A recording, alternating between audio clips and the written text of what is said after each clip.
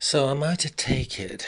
I mean, forgive me for being momentarily sort of speechless, but are you telling me that you've spent over £1,000 on two tiny pedals for this new push bike that you're building, what seems from spokes and ball bearings and virtually minutiae upwards, that the pedals alone are over £1,000? Look, you don't understand what I'm doing here. No, I don't. Clue me in, as it were. Well, these are very specialised pedals. They're sort of Garmin RS 200s. It means nothing to you. But what it is in actual fact is a dual-sided power meter. Data synced to all my apps on the bike, everything. It's a long battery life power. It's Bluetooth, it's ANT. You don't know what I'm really talking about, but all the graphs on the machine, on the actual pushback when I'm riding, give me a total calibration of virtually every muscle and movement to see where I might be lacking power. Yes? Well, if you say so, yes. An instant readout, as you're saying. Yes. Right. So, what else have you purchased in these, what look like the most fabulous chocolate boxes I've ever seen in my life? Open them, let's have a look. So what are these things? These chain set and da-di-da and this and that and ceramic speed OSPWs and oil slick sort of you don't know what they are, but I mean that little tiny little sort of oil feed there, ceramic oil speed feeder is £1,849 for that. What about the rest of it? Well, the rest of it might probably amount, all of that small collection there, probably amount to about £6,000. 6,000. So what's the bike going to cost once it's assembled, for heaven's sake? Well, it could easily sort of approach £15,000 to £20,000. £15,000 to £20,000. Oh, we look like getting thrown into the street at any moment in time, and you're here building another titanium piece of madness in front of me, and we look like getting thrown into the street.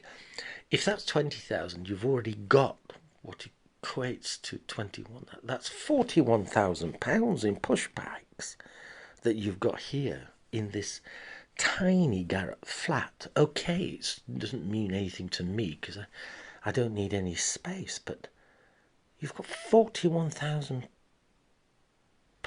of kit and caboodle. That's without all the spares and without the tripod that you put them on and without all the walk-in labyrinth of lycra that you've got. We're in a garret flat with 4 floors up, and you've decided to somehow put a bike shop together. You've moved all your furniture outside. You haven't even got a bed. Everything's out now, and it's all stark. Why have you decided to put sort of a garage cum workshop in your bedroom? Why? Because I need space to work and to build this together. But I know, but it. You're 54 years of age. You smoke all day long. You drink 2 bottles of claret each night. And you've got more kit and caboodle than the Sky Team. I mean, it's not all. You're not one of these. You are, aren't you? You're all the gear and no idea, aren't you? That's what it's about. I mean, your brother was right, isn't he? You you sort of abandoned all semblance of normality, and it's the same. You see, you did this when you went through your tennis phase. You had 10 rackets that belonged to Nadal, and they were tensioned and sprung and stretched to his specifications. They cost a fortune. You had rackets at £4,000. And then when you started playing, you were on a municipal court there with all this kit and caboodle, this dunny kit that Wilson, Okay, Wilson, whatever it is, all this kit that you got then, you virtually got a mule train stretching back to the horizon. And you couldn't, I mean, you used to have few games that you had. You lost your temper and stormed off court and battered the balls in high into the air, every single ball, 20 balls. And you were dismissed and banned from most of the clubs in Harrogate because of your bad behaviour, you know, before you'd even started playing the tennis properly. This is because I am a serious competitor. No, it's not. It's because you've got ginger hair and you're an exceptionally bad-tempered person. You know, I mean, you were beaten by some geriatric who stood 4 feet with his hands in the air, you know, was ancient and had 2 hip replacements. He beat you. That was Gay Graham. He was just a charlatan. He specialised in annoying me by placing the balls gently to such a point where, you know, when, well, he just placed them gently here, there and everywhere. He never played a proper game of tennis. He infuriated me. I know he did. To the point where you jumped over the net and hit him with a $4,000 racket. $5,000. Whatever it was. 5,000. All this gear. Where is it now? Where's all the gear for the tennis fixation fad? Or, well, it's in my brother's garage. You know, it's in there, in the garage. So it's been there years. It'll be scrapped now, won't it? Is all the mounting gear and the scuba gear and everything, are they over there too? Right. So he's got everything. You know, I mean, this is the thing, isn't it? You know, it's either you throw it away or you just leave it to rot. All of this, even the windsurfing, is these insane fads you get. I mean, it's just utter rubbish, really. I mean, we're living here in virtual squalor while you are putting all this 41,000 into yet another fad. We're all, you know, me and you are starving to death virtually, and still you have this. I just don't get the drift. Well, your drift to me, which I don't get, is to shamble around like some dishevelled hobo come tramp. And you've been doing this for nearly 10 years. So are you thinking or suggesting that I should probably do the same, and that is miser my life away and wear clothing from the dead man's shop? You know, I mean, you've not spent anything above £6 on a coat, on anything. You're buying stuff at £3 a week. A week? I don't spend that. Well, £3 a month then. Do you think I should do that? Well, no, I don't think you should do that, but you're spending thousands upon thousands, tens of thousands. I mean, have you even planned your funeral? Is that another thing that we're going to be planning in advance, like Tutankhamun that you're going to be... I've already planned it. Right. And what's to be done there then? Have you started buying kit and caboodle for your funeral or not? Oh yes, I see. And how are you going to be buried? Well, I'm going to be buried like a Buddhist monk. In the manner, you know, hopefully we're going to have, the monks chanting along the street, along route, as my coffin's carried. I see. So, and I suppose you're going to be dressed in what? Well, I'm going to be dressed in white tie. A white tie dinner suit from Jeeves and Hawkes. I see. Elegant, obviously. Oh, yes. Proper bespoke. I mean, I've been measured for it already. Right. And you don't even know when you're going to die. No. But that's not the point, is it? Well, it is in a sense. I mean, are you thinking you're going to die sometime soon? Or, I mean, you may get fat. You may lose weight. I mean, look at you. I mean, you've gone down from 20 stone with this latest fetish to almost 13. I mean, what if you balloon in size again? What are you going to do with the Jeeves and Hawkes dinner suit then? What's going to happen then? I mean, this is a problem, you see. You're buying stuff and you're going mad. I mean, you just... I mean, why are you so OCD? Is it because your father was OCD? Did he sort of furnish every fetish he ever had? Oh, yes. His was almost like a ransom. Ransom? What do you mean? Well, as though he was being extorted or He put every single penny, piece of time and energy, and every penny polishing his pieces of perfection. His podium, as he used to call it. Right. So, did he have pushbacks? Yes, yes. But, I mean, he's too old to ride them now. He's gone to the dogs, really, there. Right. So what now is he's worshipping, his ideology now is similar to religion, to a religion, his own religion. Right. So what sort of religion is it? He's worshipping his own religion. He's basically putting together, through ancient Greek, Aramaic, Latin, the oldest books he can ever possibly read online, and he's got many books himself. He's got a library of books. He's putting together and building his own religion, and he's going to make a perfect job of it. I see. And I mean, he's even built a church inside his house. He's with an altar, polished marble altar, and it's just unbelievable. He really is perfecting this religion to a point that it's ancient, hallowed scripts and candles and incense. It's all burning, and he's sort of so he's obsessing about building this before his death, I suppose. Similar to, yeah, yes, oh yes, yes. I mean, it's just unreal what he's doing. It's brilliant. It's genius. I see. Well, it would be, obviously.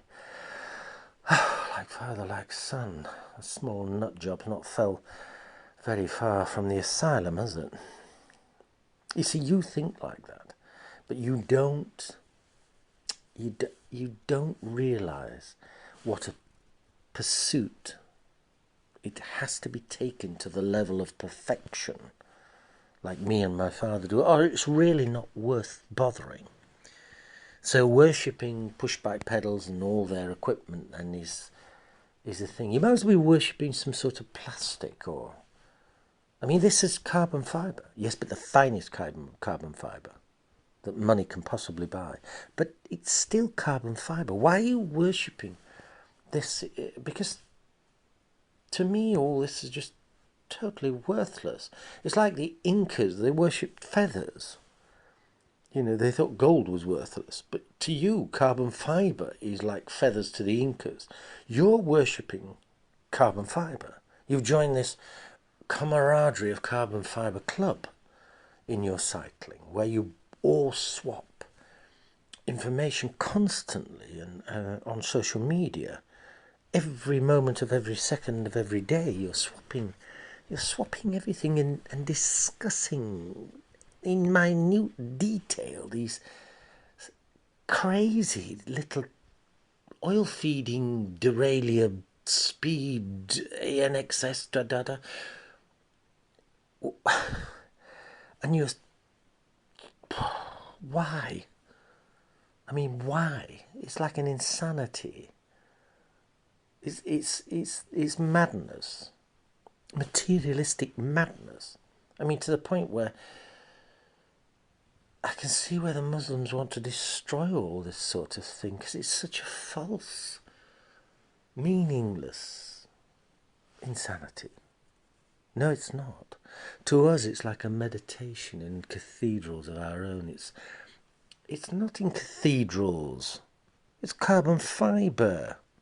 Yes, but it becomes almost like a spiritual, soothing spiritual motivation of money. No, it's not the money. You don't understand. But the equipment. Why are you worshipping this sort of thing? You're worshipping as though it's made of opium or something, as though it's some sort of. I just can't understand what you're doing. I know you can't, but it to me seems like a poor man's sort of piety. Porridge or opium, as you're worshipping wealth almost, the ideology of avarice. Oh, I don't think so. Well, I do. I mean, if you're buying pedals at £1,000 each, and these little things, these tiny little things, at sort of £1,800, and then obviously it's avarice, it's wealth, it's you're obsessed with the idea of precious pursuit. It's the accoutrements of the sport that you're bothered with, that you're obsessing. The ideology. It's nothing to do with. Remember what Claudio Monteverdi said, that you knew, music was the master, and he was merely the servant. You, in a sense, are giving credence to your materialistic, instead of your fitness, and your body should be the temple, really, not the bike. You see what I'm saying? Well, you should practice what you preach. What's that supposed to mean? Well, look at you. You're walking around as a tramp, aren't you? You spend all your time in pursuit of almost degradation, in a sense, of filth and scruffiness. Why don't you pursue excellence like I'm doing? Why are you shambling around? I do, but I do it through my literary work. That is my, shall we say, deity, in a sense, is the work. I don't need to be dressed in a white-tie dinner suit while I'm writing, or I don't need a... You see, if you were properly writing or this and that, you'd need, I don't know, 50 pens made by whoever, made of gold, before you could put ink onto paper. Like your father, who's buying these ancient books that doubtless cost tens of thousands of pounds. Why doesn't he just concentrate on writing his own words and religion? Why is he taking it from other people? Why doesn't he just put together his own ideology? Why does he need a library? Why does he need a marble church in his house to, I don't know, to throw himself down on there and pray to this new religion? But if it's his religion, surely is he going to be the prophet, or is he going to be the God itself? Well, I don't know. He's not finished it. Right. But this belief system, you see, all belief systems, it's still going to be written by a man, isn't it? Will he want everyone else to sort of, I don't know. Well, what he's doing, I mean, what he's doing is basically what we all could do then. So we'd end up with millions of messiahs. We'd all be a messiah, wouldn't we, if we did what he was doing? How can he... He's striving into a false ideology. It's just an egotistic pleasure trip, isn't it? No. His ego... Well, it is, I think. No. He's set out good moral codes. I mean, his commandments and stuff, and he hasn't taken them from the Bible or anything, or any sort of the Quran. Or it's a secular system that he's putting together, right? But he's still basing it on an ideology, isn't he, that's come from the Bronze Age and Stone Age, and before that even. But I mean, are you saying to me that these commandments that he's putting down, I mean, what are they going to be?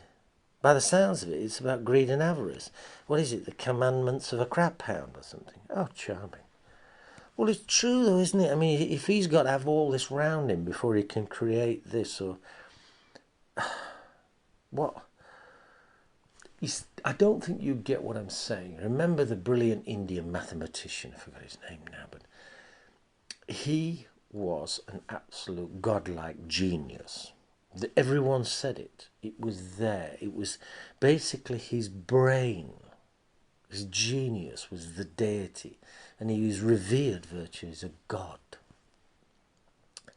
Why doesn't your father think like that? Well, because he's not a genius. Well then, let's face facts. I mean, He's just an average human being, isn't he? No? Well, he doesn't think so. I know he doesn't think so, but he's not... I wish I could remember the guy's name, but he's not an intellectual genius. He's not a deity. He's not had a revelation. I mean, he's not been taken to a cave and, been spoken to by Angel Gabriel or whoever. He's just an average human being that's egotistically driven to this sort of madness. Yeah? I mean, do you see what I'm saying? It's very difficult to explain to you that you are, same as me, just the average white Anglo-Saxon pig, dog, or whatever, but human. I mean, what's he put down for his commandments? Well, he's put down indulgence, reality, wisdom, love, responsibility, gratification, and things like that. I see. I mean, I myself have tried these sort of things. I mean, I put down monster pervert, colossal gluttony, sexual deviant, pathological liar, satanist, weasel, psychopathic, narcissist, masochistic sadist, compulsive hedonist, dislodged arsehole, and to finish, I put myself down as a congenital idiot. Wow. But why did you do that? Well, because I make fun of things, and rather than get so egotistical about myself, I'd rather poke fun at myself than become anywhere near where you guys, you're polishing your egos, basically. I would never, ever want to do that. Right. So what do you think I should put down for my 10 sort of commandments? Well, I would imagine narcissism, of course, colossal pervert, plus you have an absence of wit and unreliable temper, a selfish savagery, you're a drug-taking fiend, a sex pest, and a sexual psychopath. How charming. So that's how you see me. No, that's what you are. I mean, that, if I write them down for you, it won't make a slightest bit of difference if I pin them on the wall. If I put down your 10 commandments, or your 7 deadly sins, or 7 instincts of man, you wouldn't even be bothered reading them in the morning. But really, you should read through them, because that is, I think, a much better sort of, shall we say,